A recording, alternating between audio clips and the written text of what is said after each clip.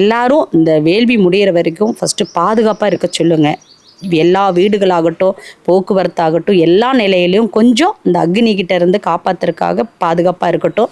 இன்றைக்கி பார்த்தீங்கன்னா எல்லா இடத்துலையும் எனக்கு உத்தரவு வந்ததுக்கப்புறம் எனக்கு தெரிஞ்சு நான் சொல்கிறேன், கலிஃபோர்னியாவில் இவ்வளோ பெரிய இந்தோனேஷியாவில் பாருங்களேன், பனிப்பொழிவு, அத்தனை பனிப்பொழிவில் காட்டுத்தீ வர்றதுக்கு வாய்ப்பு இருக்கா இல்லையான்னு தெரியல.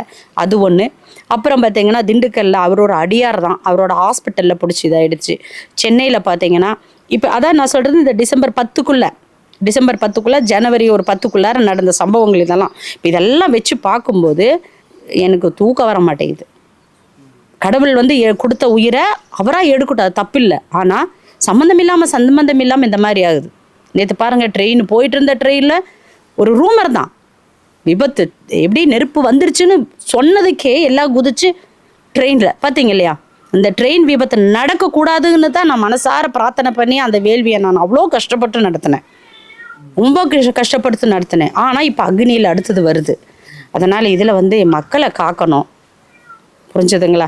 நாங்கள் வெளியூரில் வரணும் அதெல்லாம் இல்லை. என் அப்பனுக்கு நாங்கள் யாருன்னு தெரிஞ்சால் போதும், அம்மா எப்பருக்கு தெரிஞ்சால் போதும் இந்த உலகத்தில்.